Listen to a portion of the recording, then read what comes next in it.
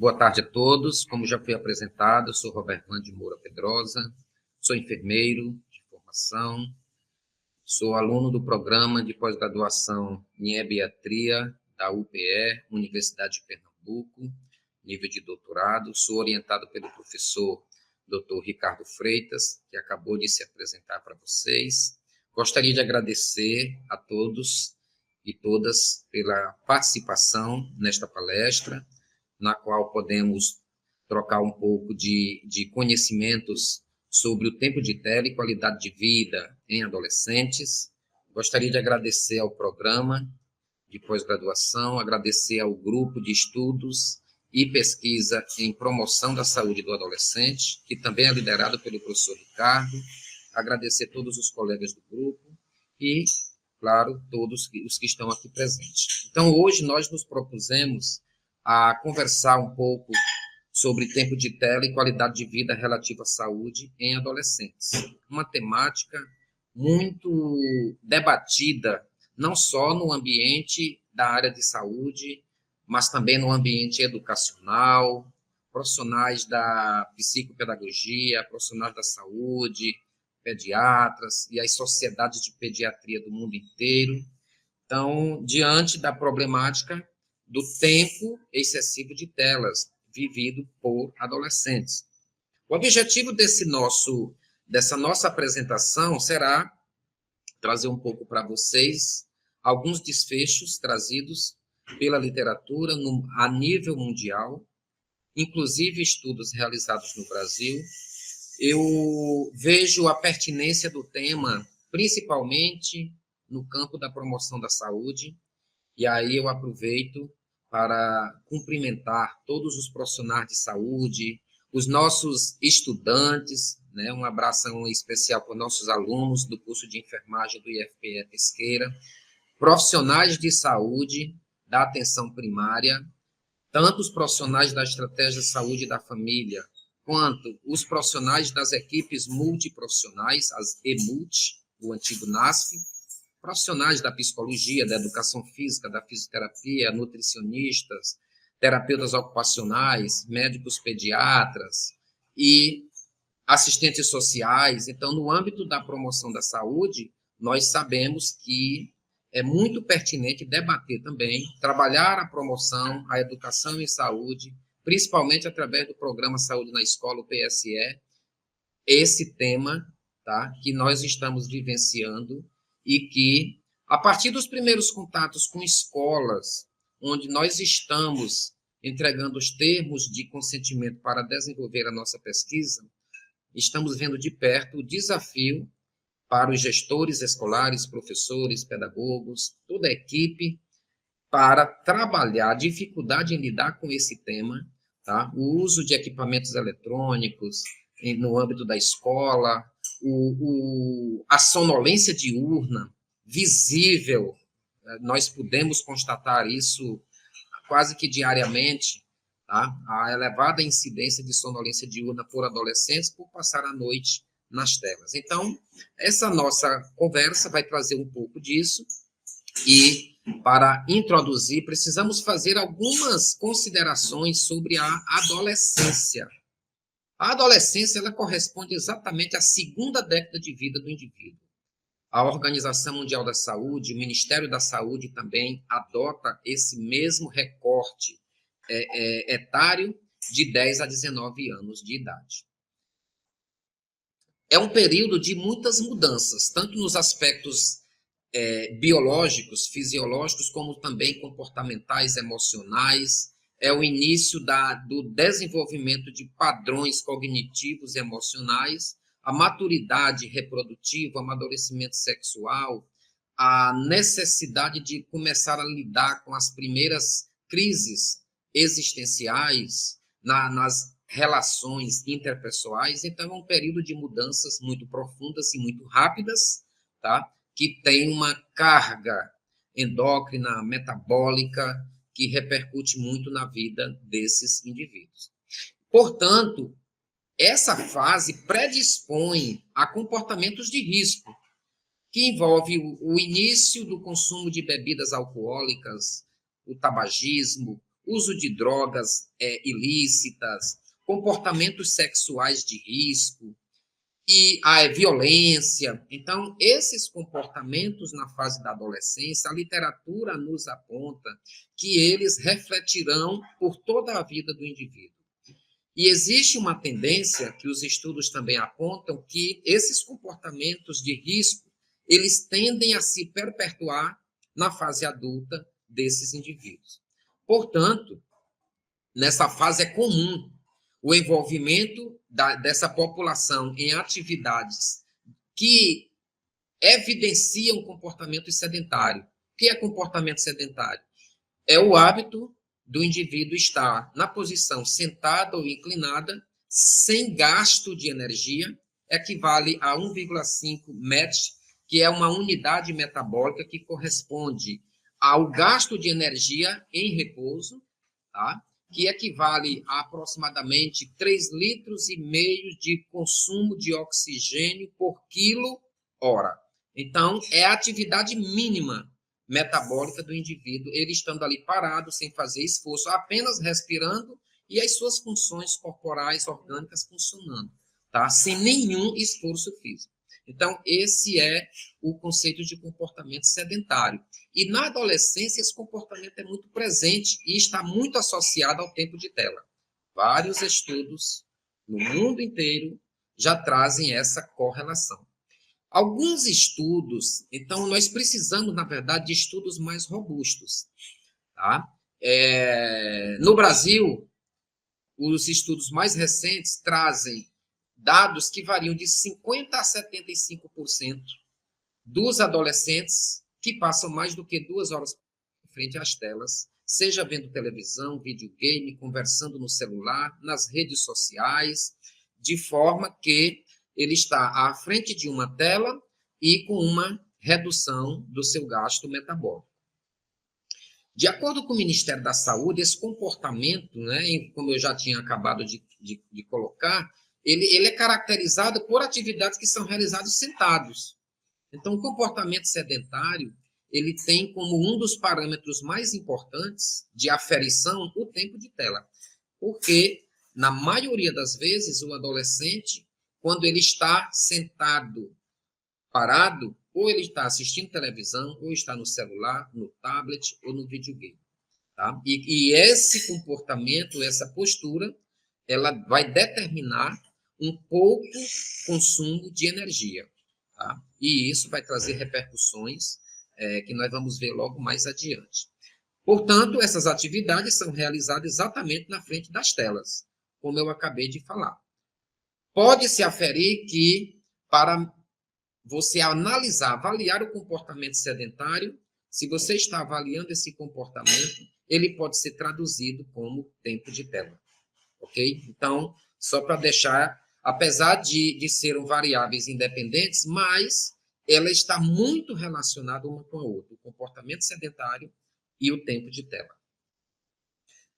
Portanto, os comportamentos sedentários eles são nocivos à saúde. Por quê? Fisiologicamente falando, ele reduz a atividade enzimática das lipoproteínas lipase, as LPL, que são enzimas que se ligam às lipoproteínas circulantes, principalmente aquelas de baixa densidade, o VLDL colesterol, por exemplo. Porque ela faz com que, quando essa enzima está presente no endotélio dos vasos sanguíneos, naquela camada no epitélio, camada mais interna, ele vai determinar a hidrólise dos triglicerídeos, ou seja, vai queimar, tá, essas lipoproteínas e vai melhorar, e vai determinar, na verdade, o padrão cardiovascular desse indivíduo lá na frente. Então, o comportamento sedentário reduz a atividade enzimática. Reduzindo a atividade enzimática das lipoproteínas lipase, vai reduzir a hidrólise dos triglicerídeos e das lipoproteínas de baixa densidade, o LDL colesterol, o VLDL. Então, esses níveis vão se manter elevados e vão estar relacionados com diabetes, com hipertensão, com as doenças as doenças crônicas não transmissíveis, que serão determinantes nas doenças cardiovasculares, que não somente no Brasil, mas no mundo inteiro, é hoje a principal causa de morbimortalidade em todo o mundo. tá? Então, é importante olhar para os... Se você quer pensar numa população adulta mais saudável, com hábitos de vida saudáveis, é preciso olhar para os nossos adolescentes, e principalmente determinado pelos comportamentos que ele adota. O comportamento sedentário, ele traz ansiedade, ele está relacionado com síndrome metabólica, que é caracterizado pelo aumento da gordura visceral, abdominal, pela elevação dos níveis de colesterol e triglicerídeos, pela diabetes do tipo 2 e doenças cardiovasculares. Além disso, está relacionado com quadros de ansiedade e de depressão, muito comum nos adolescentes e muitas vezes subestimados, subdiagnosticados, e, claro, determinando doenças cardiovasculares, comprometimento do comportamento pró-social. O uso das telas está relacionado também com um comportamento de isolamento. Tá? Então, ele compromete a interação social desse indivíduo e também está relacionado com baixo desempenho escolar, baixo desempenho acadêmico dos nossos adolescentes. Então, vejam esses desfechos, como eles têm uma relação direta com o comportamento sedentário baseado em telas. Então, estudo da PENSE, Pesquisa Nacional de Saúde do Escolar, e outras revisões sistemáticas da literatura, vou falar mais um pouquinho dessa pesquisa nacional mais adiante, no mínimo, nenhum dos estudos apontam menos do que 50% dos adolescentes que não cumprem as determinações, as recomendações internacionais referentes ao tempo de tela. Porque o tempo de tela ele tem também seu lado bom. Eu vou trazer logo mais adiante. Portanto, no mínimo, 50% dos nossos adolescentes eles passam mais do que 2 horas por dia, que é o tempo mínimo recomendado, ou vendo televisão, ou vendo videogames.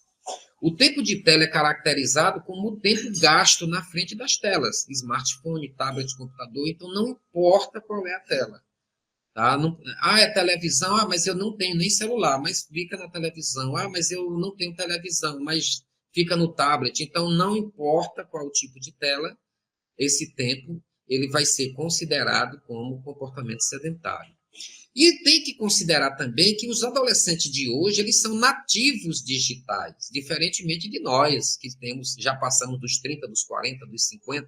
Então, o adolescente ele já nasceu num ambiente muito virtual, tá? Que está muito presente na vida dele. Então, muitas vezes, a tela substitui o papel da babá, o pai, a mãe, nos seus afazeres, nas suas atividades laborais.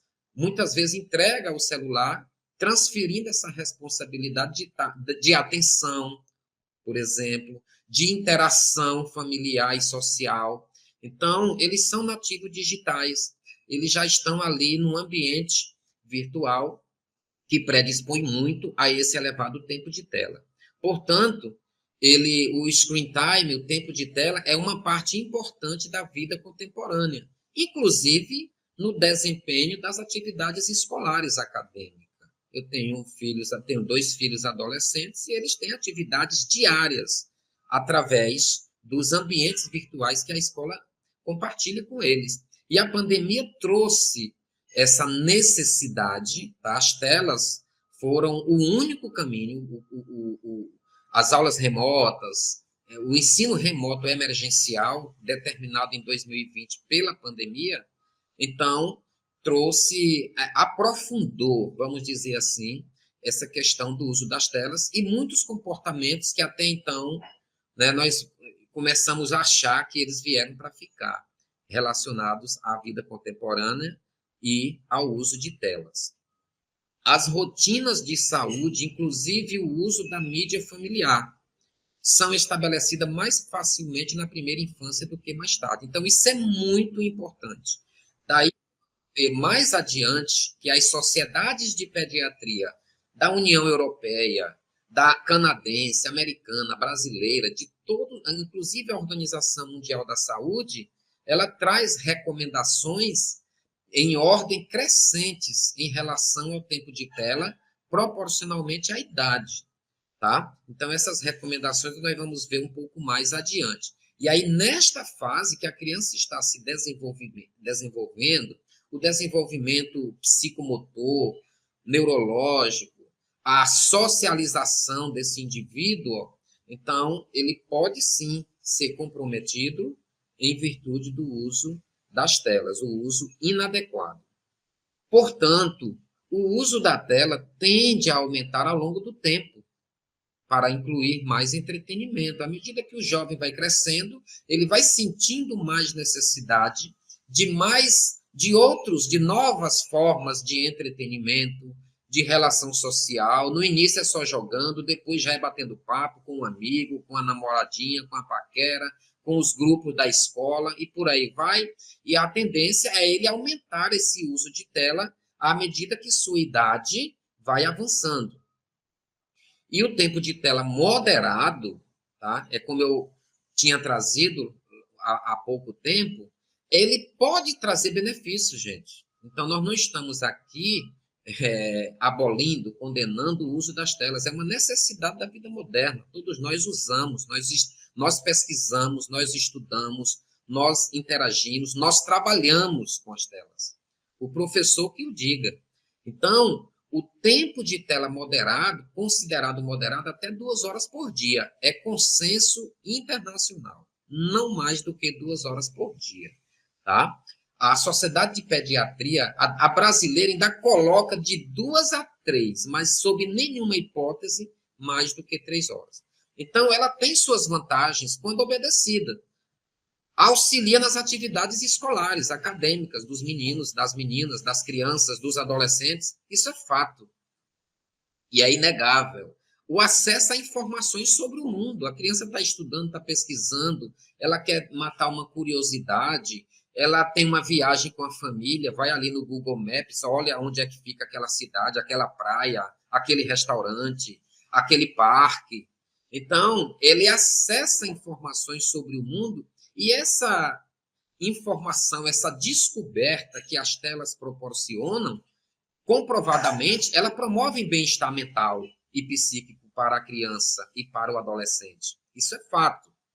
Da mesma forma, tem um estudo conduzido por Lenhart em 2015, que 68% dos adolescentes, eles dizem que ao receberem suporte emocional, social e emocional, diante de crises, de frustrações, seja um conflito familiar, seja uma frustração na escola ou na comunidade, no círculo social que ele vive, as telas proporcionam naqueles grupos que eles participam, um dá um alô, olha, você não está sozinho, estamos aqui, estamos juntos, tá na linguagem deles. Então, eles dizem que esse suporte social são muito positivos psicologicamente para eles, principalmente em tempos difíceis e desafiadores.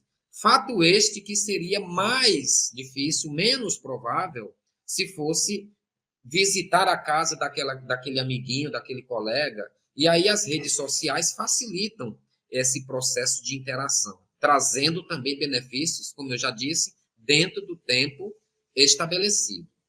E aí a Organização Mundial da Saúde, em 2023, através da nova publicação da Classificação Internacional das Doenças, na versão 11ª, a CID-11, trouxe a dependência digital e uso problemático das mídias interativas. Aí você pode perguntar, sim, professor, o que é isso? Sim, Robervão, o que é isso? Isso quer dizer que a OMS trata o problema como doença. Então, está lá na CID-11, é doença a dependência digital e o uso problemático das telas. E ela está relacionada com inatividade física, está relacionada com obesidade, com a redução da taxa metabólica, ou seja, acúmulo de energia, acúmulo calórico, tendência ao aumento do peso e todos os desfechos, diabetes tipo 2, hipertensão, síndrome coronariana e por aí vai, e perturbações no sono. Tá? Não vou entrar nesta seara agora, é o objeto de estudo de um colega nosso do grupo de pesquisa, do Jânio, que está aqui na sala, que ele está pesquisando a associação do tempo de tela com a qualidade do sono de adolescentes. Então, são desfechos, e nós precisamos de mais estudos aqui no Brasil. Tá? Então, nós precisamos de estudos com metodologias mais robustas, com uma amostragem mais representativa, para que possa trazer resultados para subsidiar as políticas públicas de promoção da saúde do adolescente, de prevenção de doenças e agravos, sobretudo aqueles relacionados ao elevado tempo de tela. Então, o tempo de tela, além do que nós já trouxemos, ele compromete o desenvolvimento cognitivo. Ele pode trazer, porque a criança, a adolescência, ela está nessa fase, e essa fase é muito rápida, e que pode estar comprometida com o uso inadequado das telas. Irritabilidade e mau humor também, principalmente quando se apresenta para eles programas que não envolvem as telas. Vamos supor, a criança ou o adolescente está ali no celular, jogando, brincando, conversando, interagindo. De repente você chama, vamos ao cinema, vamos ao parque, vamos fazer outra coisa que não seja as telas. E muitas vezes provoca também, determina esse comportamento no adolescente. Reduz a sensação de bem-estar, produz mais labilidade emocional, ou seja, oscilação no espectro emocional desse jovem também, e reduz o desempenho educacional. Isso é um dos desfechos que vem sendo mais debatido recentemente, tá? Existem já estudos muito robustos que comprovam esta relação. E o que dizem os organismos internacionais e nós, profissionais de saúde, e os profissionais da educação, os professores, os pedagogos, os gestores do sistema de saúde, os gestores dos sistemas educacionais, e o que é que as entidades internacionais dizem sobre o tempo de tela? Quais são as recomendações? Organização Mundial da Saúde, Sociedade Canadense de Pediatria, Sociedade Brasileira de Pediatria, a Sociedade da Academia Europeia de Pediatria, que os países da União Europeia, que geralmente eles decidem suas políticas em conjunto, e a própria Sociedade Americana de Pediatria. Gente, é consenso, tá? Então eu vou fazer uma única consideração, porque é a recomendação de todas essas sociedades que são especialistas no assunto. As academias americana e canadense, desde 2016 e 2017, respectivamente, não recomenda tela para menores de 2 anos. Como assim, professor? Isso mesmo, 0 tela para menores de 2 anos, dado o desenvolvimento neuropsicomotor, afetivo, emocional, cognitivo, social, é altamente, tá? É vedado, não vou nem dizer que não é recomendado, só é vedado para crianças menores de 2 anos de idade. 0 tela para menor de 2 anos, tá, gente? Limitar 2 a 5 anos, não mais do que 1 hora por dia. Entenderam? Então, nessa faixa etária é muito importante. Profissionais da atenção primária, tá? Os enfermeiros, meus colegas que fazem puericultura, que acompanham o crescimento e desenvolvimento, médicos pediatras, neonatologistas. Então, e os profissionais da equipe multiprofissionais que acompanham na atenção primária essas crianças. Veem o quanto é rápido o processo de desenvolvimento neuropsicomotor dessas crianças. Então, quanto mais limitado for o tempo de tela, melhor será o desenvolvimento cognitivo dessas crianças. Evite tela por pelo menos 1 hora antes de dormir. Se usou tela, de preferência que não use à noite. Se usou à noite, que ela seja abolida o uso no mínimo de 1 a 2 horas, mas pelo menos 1 hora antes de dormir. Bom, meu hábito noturno é de dormir às 23 horas. Então, eu preciso abandonar a tela no máximo até... Aliás, eu preciso estar com o uso de tela no máximo até 22 horas. Tá? Porque o que é que ele faz? Ele suprime a melatonina. E o que é a melatonina? É o hormônio da noite. Ele é produzido, no nosso ritmo circadiano, no nosso ritmo metabólico, é o ritmo que o organismo, a adaptação que o organismo faz para 24 horas para determinar o seu metabolismo, todas as suas atividades biológicas, fisiológicas, escureceu, a melatonina começa a ser produzida. E ela promove, tá, uma distorção na retina, e essa distorção reduz a produção do hormônio, que, por sinal, vai desacelerar o metabolismo a partir desse período. Desacelerando o metabolismo, frequência respiratória, pressão arterial, a contração muscular, o impulso nervoso, o processo digestório, renal, excretor, todos esses processos eles são reduzidos. Por quê? Porque o organismo entende que é hora de desacelerar e de descansar. Só que o uso da tela, ele vai suprimir o efeito da melatonina. Então, o organismo não vai interpretar a noite como noite. Então, a criança, o adolescente, ele vai virar a noite no celular.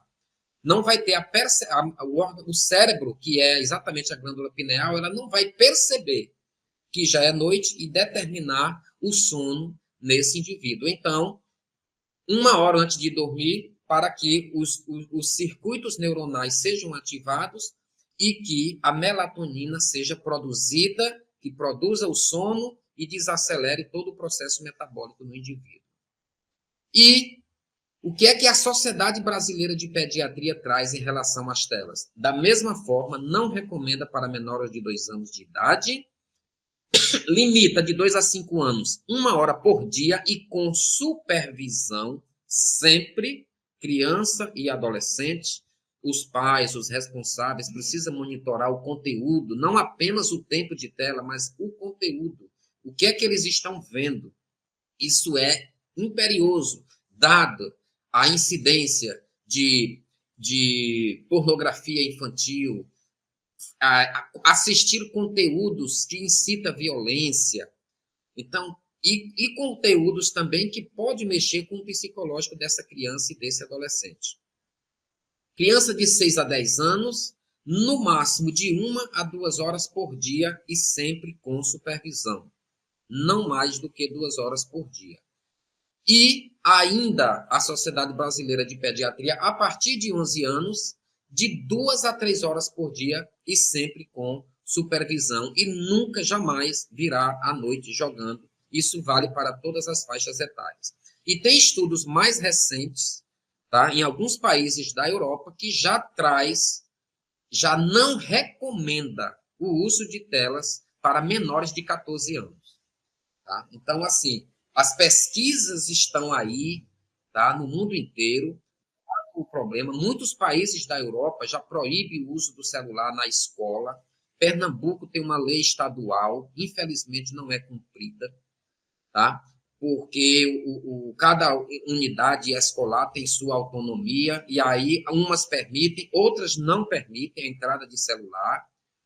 A maioria da rede privada não permite. Escolas públicas, nós constatamos que algumas permitem, outras não permitem, e outras deixam no meio termo a critério do professor, caso ele julgue necessário utilizar o celular, o tablet na sala de aula.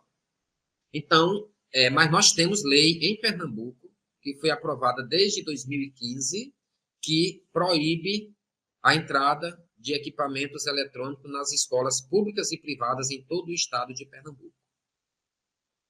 E aí, o que hoje a OMS traz também, a partir da CID-11, o fenômeno chamado Gaming Disorder, ou seja, aquela síndrome que eu acabei de falar para vocês, relacionada ao uso abusivo dos jogos eletrônicos. Uma relação não muito saudável. E a CID-11 é o 6C51. É o código, portanto, requer tratamento com psicólogo, com psiquiatra, com psicopedagogo, e outros profissionais, terapeutas ocupacionais, profissionais de educação física, da fisioterapia, da enfermagem, ou seja, de todos os profissionais de saúde. Essa abordagem, ela precisa ser interprofissional, multidisciplinar. A dependência dos jogos de videogame, online e offline, passa, portanto, a ser entendida como doença. Se é doença, precisa de tratamento. O que é, e falando agora um pouquinho de qualidade de vida relativa à saúde, desde 1994 a OMS já conceituou o que é qualidade de vida. Qualidade de vida, ela está muito relacionada com um conceito ampliado de saúde, já trazido desde a década de 40 pela Organização Mundial da Saúde. É considerada como a percepção do indivíduo da sua posição na vida, tanto no contexto de cultura, sistema de valores, nos quais vive e em relação aos seus objetivos, expectativas, padrões e preocupação. Ou seja, qualidade de vida é como é que o indivíduo se vê no contexto social, cultural e no seu contexto biológico também. Então, ele dialoga bastante com o conceito ampliado de saúde, que não é caracterizado apenas pela ausência de doença. Portanto, a percepção de qualidade de vida é uma percepção que nós entendemos como subjetiva, que pode ser afetada mais facilmente no adolescente. Por quê? Porque ele está passando por um intenso momento de transição, tanto nos seus aspectos biológicos, como psicológico e sociológico.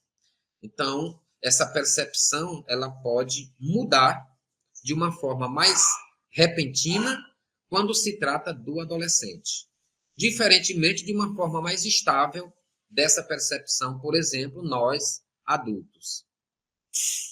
E aí a qualidade de vida relativa à saúde é um construto multidimensional. Por que multidimensional? Porque envolve a saúde física, envolve a questão social, envolve a questão psicológica, a questão, todos os aspectos inerentes à vida daquele indivíduo. E representa, portanto, a saúde geral do indivíduo. Então, a qualidade de vida relativa à saúde é como eu me vejo, tá? Como é que eu interpreto, como é que eu sinto o meu estado de saúde. E por que estudar qualidade de vida? Cada vez mais, as próprias políticas públicas de saúde, elas vêm trazendo o parâmetro da qualidade de vida para determinar algumas políticas. Isso é muito importante. E ele pode ser mensurado. Existem vários instrumentos, né? Eu trouxe aqui na nossa apresentação um apenas, mas existem vários outros que podem ser considerados no estudo para você aferir, medir esse parâmetro de qualidade de vida.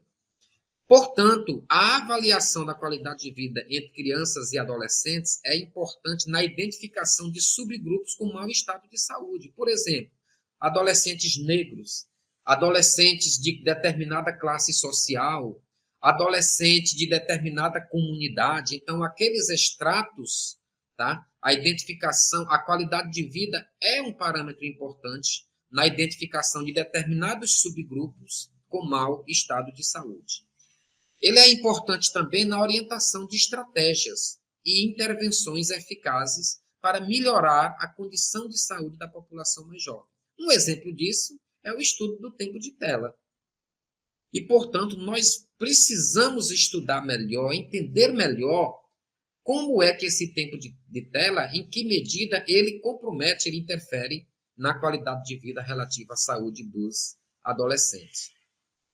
Então, na última década, encontramos um acúmulo de estudos, foi assim, o período que mais observamos produção literária sobre o tema, do efeito da atividade física e do comportamento sedentário na qualidade de vida em crianças e adolescentes. Até então, nós tínhamos muitos estudos na população adulta, na população idosa, tá? Principalmente relacionando com o estudo das doenças crônicas não transmissíveis, que até então era muito percebida na população acima dos 50, depois acima dos 40, e hoje nós percebemos, né, nós vemos jovens de 30 a 32 anos infartando, tendo acidente vascular encefálico, a incidência de população acima do peso cada vez mais jovem, tá? Ela é notória. Então, a transição demográfica brasileira, que aconteceu de uma forma muito rápida,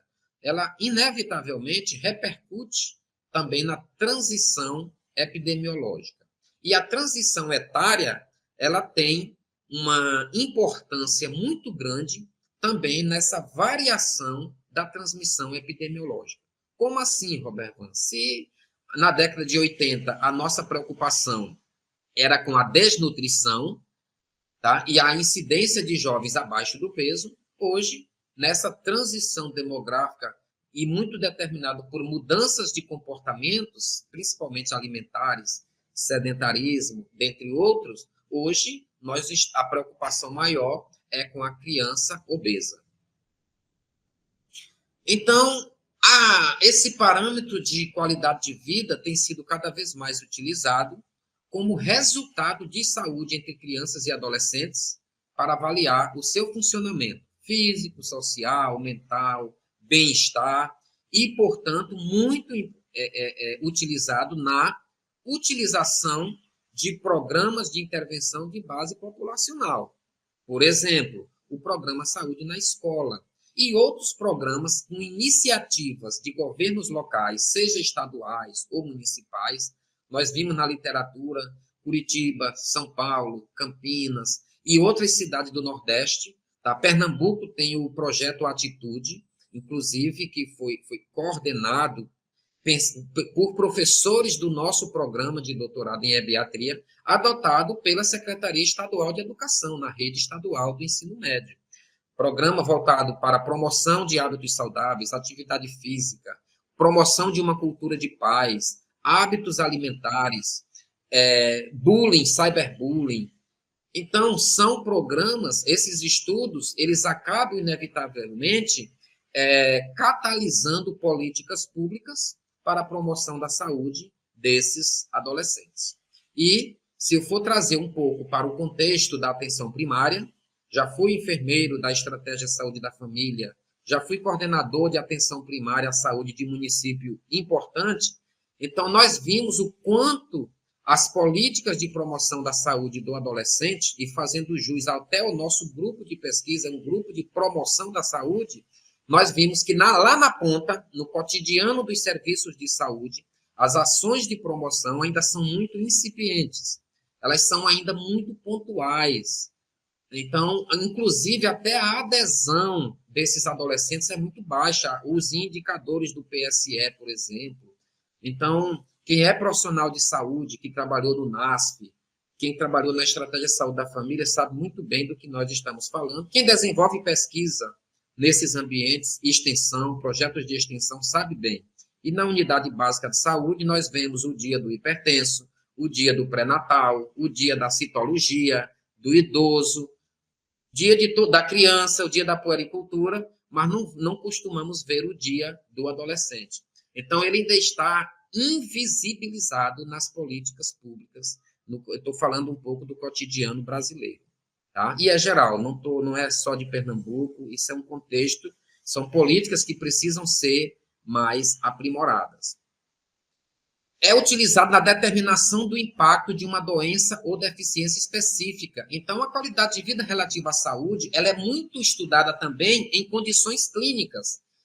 Vocês vão encontrar muitos estudos, por exemplo, qualidade de vida relacionada à saúde em criança, na criança oncológica, na criança com diabetes tipo 1, tá? Na criança com mielomeningocele, na criança com paralisia cerebral, na criança com síndrome de Down. Então, em situações específicas, ela também pode, os instrumentos disponíveis hoje, eles podem aferir tanto a qualidade de vida da criança saudável, como a qualidade de vida em situações clínicas específicas. E como também, como nós já vimos, pode ser estudado, associado em estudos epidemiológicos em escala populacional.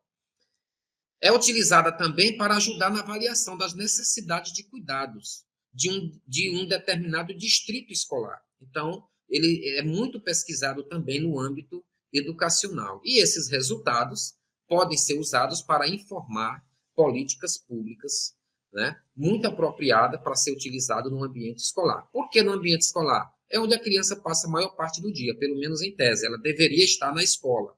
Portanto, essas ações de promoção precisam acontecer no ambiente escolar. E quais são os instrumentos mais utilizados que avaliam tempo de tela e quais são os instrumentos que avaliam qualidade de vida? Tempo de tela, eu vou trazer o que nós vamos trabalhar no nosso, o que nós trabalhamos, na verdade, no nosso projeto. O nosso projeto, estamos com uma revisão sistemática e meta-análise em condução, em andamento, já em fase de tabulação, tá? E nós vimos aí vários instrumentos utilizados para aferir o tempo de tela. E nós adotamos no nosso projeto, esse projeto vai alimentar a minha tese, especificamente, a do Jânio, do colega, que é do grupo de pesquisa, e a dissertação da colega Luísa. Tá? E cabe mais, com certeza, novos colegas que vão chegar no grupo, alunos de graduação que estão também aqui presentes, eles podem sim e devem e vão utilizar esses instrumentos. É uma escala autorrelatada que avalia o uso de mídia baseada em telas, ou seja, qualquer dispositivo, não importa se é televisão, se é computador, se é tablet, se é celular, notebook, videogame, ela é utilizada em dois momentos, na infância, 8 a 10 anos, e na adolescência, até 16 anos. Não é recomendado para adolescentes já nos anos finais, de 17, 18 e 19 anos. Ele foi desenvolvido, gente, na Austrália, só para informar vocês, já é validado em vários países, feita a tradução e adaptação transcultural em vários idiomas, e o nosso colega está fazendo a validação dele, a adaptação transcultural aqui no contexto brasileiro. Então, ele é dividido em três etapas, né, que traz, em três dimensões, melhor dizendo, dados demográficos, idade,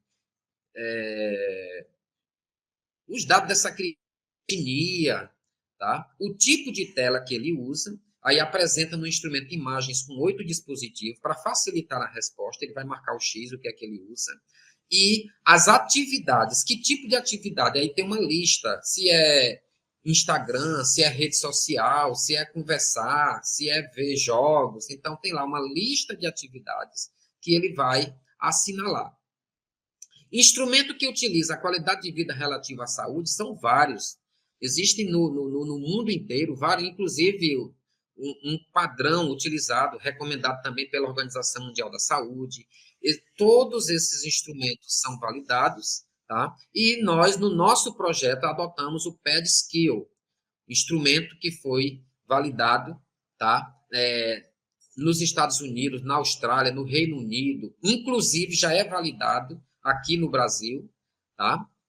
Importante mensurar. Ele mensura a qualidade de vida relativa à saúde. São 23 itens que ele avalia. É viável, confiável e validado para uso em crianças e adolescentes de 2 a 18 anos, tanto crianças e adolescentes saudáveis, como crianças e adolescentes com determinadas condições crônicas. Então, é um instrumento amplamente utilizado. Mas poderíamos falar também que é adotado pela Organização Mundial da Saúde, tem o Colbreth também, que a OMS recomenda, tem o Kidscreen, que já é validado também no Brasil, então que ele avalia todas essas dimensões que envolve a qualidade de vida relativa à saúde. Então ele faz a avaliação da qualidade de vida pediátrica, integrando méritos relativos às abordagens genéricas daquelas concentradas em doenças específicas. Eu estou falando aqui de criança com alguma condição clínica ou crônica que você quer mensurar a qualidade de vida. Por exemplo, qualidade de vida da criança submetida à cirurgia cardíaca. Eu estou dando aqui um exemplo. Então, ele pode ser adequado para aquela condição clínica. Mas ele pode ser adequado também para a criança saudável, só para você medir, aferir o nível de qualidade de vida relativo à saúde daquelas crianças e adolescentes. Então, inclui a avaliação em diversos estratos dentro desse intervalo de 2 a 18 anos, tá? E aí você vai ver de 5 a 12, de 12 a 18. Então, existe as subdivisões dentro desse intervalo de faixa etária. Envolve 4 dimensões, pessoal. O PED-Skill. Então, a dimensão escolar, são 5 itens no questionário. A dimensão social, são também 5 itens. A dimensão emocional, são 5 perguntinhas. E a dimensão física, biológica, que são 8 itens. Então, muito prático, muito fácil de ser aplicado. Em questão de poucos minutos, é passível de ser utilizado. E as propriedades psicométricas, o que ele foi medido, qual a consistência interna, a validade dele, a confiabilidade desses instrumentos. Então, o PED-Skill apresentou uma confiabilidade considerada boa. Ela é medida, aferida pelo alfa de Crombach, variou entre 0,6 a 0,9, só explicando para vocês, é uma medida psicométrica que varia numa escala de 0 a 1 e é considerável, adequado, bom, quando esse índice passa de 0,7. Então, quanto mais próximo de 1, na verdade, maior é a confiabilidade, a consistência interna desse instrumento. Na versão brasileira, essa consistência, tá? Sim, na validação do conteúdo que foi visto com relatos de cuidadores de crianças e adolescentes, na dimensão física, tá?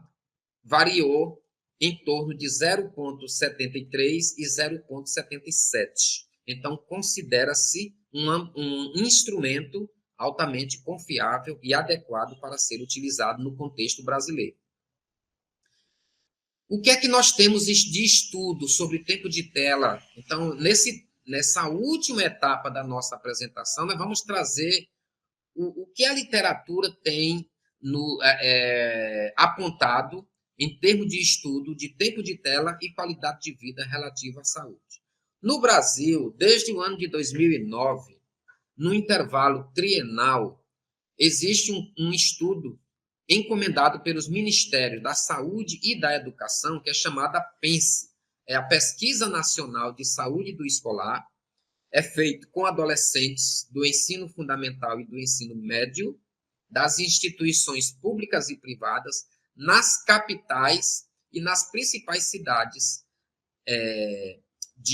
brasileiras. Então, ele é um estudo que ainda não chegou no interior dos estados, por isso que nós não conhecíamos. Então, a PENSE, a última versão foi em 2019, nós tivemos versão 2009, 2012, 2015, 2019. Veio a pandemia e, em contato com uma pesquisadora, inclusive que é professora da Universidade Federal de Minas Gerais, que é uma das responsáveis pela elaboração do questionário da PENSE, o Ministério está preparando a versão de 2025 para ser feito esses estudos com adolescentes. Então, vem muita novidade por aí, inclusive relacionada ao tempo de tela. E o que a pesquisa traz? Ele faz o extrato por cidade, por região, por estado.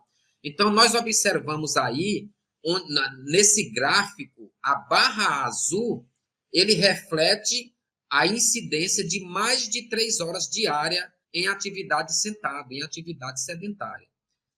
Essa atividade não é especificamente vendo TV, tá? Ele pode ser jogando, pode ser conversando com amigos, pode ser no tablet, pode ser no computador, mas observa que no Brasil inteiro a média é de 53,1% dos adolescentes, ou seja, descumprem as recomendações de menos de 2 horas de tempo de tela. E aí, observe que a região sul, sudeste e centro-oeste apresentam as mais elevadas, tá? Populações de adolescentes que não obedecem às recomendações de tempo de tela. Um estudo transversal, ainda em 2009, tá? Esse estudo foi internacional, ele foi amplamente divulgado. Os adolescentes passam, em média, 3 horas e 16 minutos, naquela época, por dia, usando mídia eletrônica. Os meninos passam mais tempo do que as meninas, tá? Os meninos, em média, 3 horas e 45 minutos nas telas, e as meninas, em média, 2 horas e 48 minutos. Então, observa-se que tanto os meninos como as meninas, a sua maioria, tá, extrapola esse período recomendado.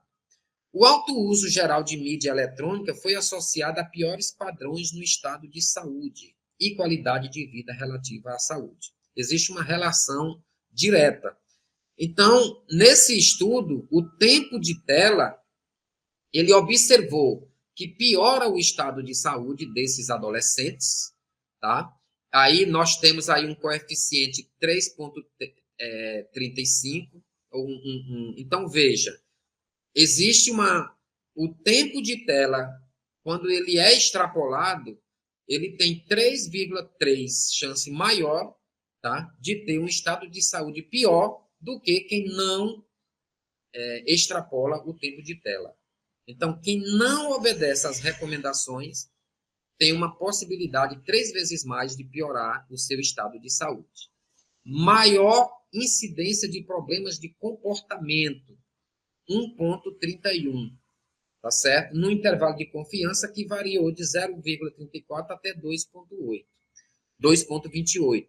Então, problemas comportamentais, interação social, agressividade, eles também estão, o estudo mostra já desde 2009 uma relação com o tempo de tela.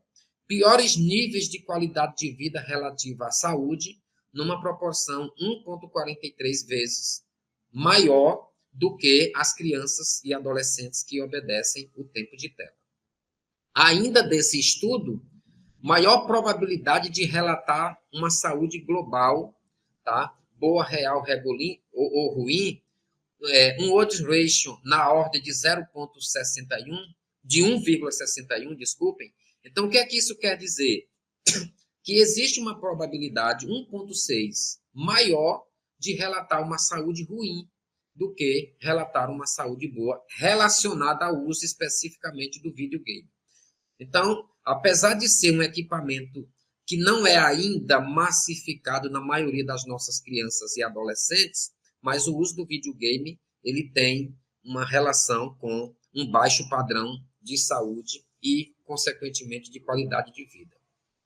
Além de o videogame estar associado com altos níveis de sofrimento psíquico, psicológico, tá? O odds ratio de 1,79, ou seja, quase 2 vezes mais a chance de ter sofrimento psíquico em relação àquela criança que não usa videogame, tá? Então, são estudos comprovados estatisticamente, devidamente mensurados com métodos robustos. Então, trazendo um pouco do resultado desse estudo, nós vamos ver aí, tá certo, que o uso de tela, observe que o resultado, tanto de diferentes instrumentos, nós temos aqui na primeira coluna o Pad Skill, tá? E na terceira coluna o Kid Screen, como eu tinha falado, 2 instrumentos diferentes e uma associação negativa, ou seja, mais do que 255 minutos de tempo de tela, tá? Uma relação negativa com a qualidade de vida, menos 3,35 aferido pelo Pad Skill e menos 1,43 aferido pelo Kid Screen, ou seja, instrumentos com metodologias diferentes mostrando o mesmo resultado. E olhe, um P significativo, 0,002, onde é adotado um P de até no máximo superior a 0,05. Então, vejam como, independente do método utilizado, é comprovado uma associação negativa. Quanto maior tempo de tela, menor é a qualidade de vida relativa à saúde. Televisão, especificamente TV, mais do que 115 minutos, tá certo? Observa-se aqui um baixo padrão também de qualidade de vida relativa à saúde, menos 0,42. Então, vejam, eu trouxe um pouco desse estudo só para mostrar um pouco estatisticamente, tá certo? Da qualidade de vida. E tem outro gráfico mais na frente que vocês vão ver de uma forma assim mais clara. Essa revisão sistemática, eu vou falar de uma forma mais sucinta, ela foi conduzida por pesquisadores chineses em adolescentes de 15 países, num N amostral de mais de 79 mil crianças e adolescentes, tá? Inclusive Brasil, e essa revisão, ela contemplou 33 estudos. Desses 33, 17 avaliaram o tempo de tela e qualidade de vida, e desses 17 estudos, 13 mostrou associação significativa, estatisticamente falando, de comportamento sedentário e baixa qualidade de vida. Tá? Então, são distintos estudos. Esse mesmo estudo, detalhando um pouco mais, ele trouxe criança e adolescente que passa mais tempo em atividade sedentária, relataram menor qualidade de vida.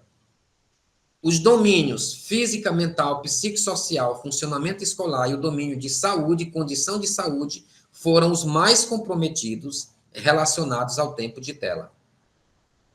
Outro estudo, a pesquisa alemã de entrevistas e exames de saúde com adolescentes, tá? Equivalente à nossa PENSE aqui no Brasil, ela associou, tá? Ela trouxe que o tempo elevado de tela está relacionado com menor qualidade de vida, principalmente nas meninas, e trouxe associação negativa de tempo de tela, de comportamentos sedentários, com qualidade de vida relativa à saúde, envolvendo todos os domínios, principalmente o item escola, desempenho escolar, acadêmico, relacionamento com amigos e bem-estar físico.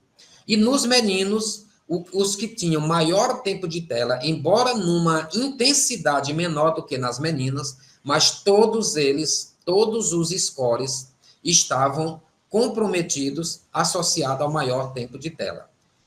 E aí, eu trouxe essa tabela, esse gráfico aqui, exatamente desse estudo. As meninas representaram um N amostral de 3.217 meninas. Cada cor representa um domínio físico, emocional, bem-estar, familiar, amigos e escola. E quanto maior o tempo de tela, observe aqui na parte inferior, menos de 2 horas, de 2 a 3, 3 a 4,5, acima de 4 horas e meia por dia de tempo de tela, menor é o domínio de qualidade de vida. Ou seja, todos eles mostraram-se negativos, abaixo da linha de base, que é 0, tá? À medida que vai aumentando o tempo de tela. Nos meninos, não muito diferente, embora numa intensidade um pouco menor, numa amostra de 3.356 meninos, mas todos os domínios, da mesma forma, estão comprometidos, estão negativos, abaixo de 0, quando à medida que aumenta o tempo de tela. Tá? Então, esse foi um estudo feito com adolescentes da Alemanha. Algumas considerações finais que eu tinha trazido. A necessidade da literatura apontar alterações negativas do tempo de tela com qualidade de vida, independentemente dos instrumentos utilizados e de covariáveis, ou seja, existe associação, não importa se usa o Colbreth, se utiliza o Kid Screen, se utiliza o Pad Scale, que é o que nós vamos utilizar na nossa pesquisa, mas todos eles foram unânimes nessa associação negativa de tempo de tela e qualidade de vida. Trago ainda a necessidade de mais ensaios clínicos controlados. Tá? Os estudos que foram realizados, os estudos que eu trouxe para esta apresentação, são todos estudos observacionais. Então, praticamente, a literatura assim, é muito escassa de ensaios clínicos controlados, randomizados, estudos longitudinais, onde possa acompanhar ao longo do tempo esses desfechos, porque esses estudos foram transversais, os que nós vimos, um retrato daquele momento. Então, são necessários para avaliar o efeito dose-resposta da atividade física, do comportamento sedentário, na qualidade de vida relativa à saúde em crianças e adolescentes. É importante distinguir os diferentes tipos de tela. Então, os estudos trazem tudo, tá? Televisão, videogame, computador. Então, talvez, qual é o tipo de tela que mais compromete a qualidade de vida? Então, precisamos de estudos que façam essa distinção. Esforços na intervenção para a saúde escolar são importantes. O adolescente está na escola, maior parte do tempo, precisa-se de mais políticas educacionais e políticas de saúde, principalmente de saúde, para promover uma melhor de saúde e de vida no âmbito escolar. Nós temos um exemplo do PSE, do Programa Saúde na Escola. Quem é do NASF, quem é do Saúde da Família, conhece bem. Quem desenvolve pesquisa e extensão no âmbito do PSE conhece bem, mas sabe o quanto são pontuais essas estratégias. Precisa-se de mais ações, de forma mais massivas, para que possa contemplar o maior número possível de adolescentes com ações de promoção da saúde. Estudos futuros devem concentrar-se no estabelecimento de efeitos causais, na exploração de quais mecanismos mediadores são responsáveis pelas associações encontradas. Nós vimos associação tempo de tela e qualidade de vida, tempo de tela, exercício físico, qualidade do sono, comportamento de bullying. Mas o que é que determina estas associações? Que mecanismos mediadores são esses? Precisa-se de mais pesquisas. Necessidade de enfrentar os determinantes da saúde em toda a sua amplitude, o que requer políticas públicas saudáveis, tanto no âmbito escolar, como no âmbito comunitário, através de articulação intersetorial, educação, saúde, direitos humanos, conselho tutelar, Ministério Público, Conselho dos Direitos da Criança, enfim, todos os equipamentos públicos disponíveis, iniciativa privada, ONGs, tá? Entidades religiosas que possam colaborar. Então, tanto o poder público como a mobilização da população precisa enfrentar os determinantes, as condições sociais, de moradia, as condições de vida, os hábitos de vida, em toda a sua amplitude. Para quê? Para que possa trazer políticas saudáveis de promoção da saúde dos adolescentes. Então, nós finalizamos, tá? Agradecendo à Universidade de Pernambuco, programa de pós-graduação em ebiatria, o nosso grupo de pesquisa de estudos e promoção da saúde do adolescente, orientado pelo professor Ricardo Freitas, nossos discentes de pós-graduação, de doutorado e de mestrado, Samara, Jânio, a Luísa, a Giovana, a Carol, tá? Todo o grupo, e outros que já passaram pelo nosso grupo também, que já concluíram, mas continuam colaborando com o grupo, e agradecer especialmente a vocês que estiveram até aqui conosco nessa discussão.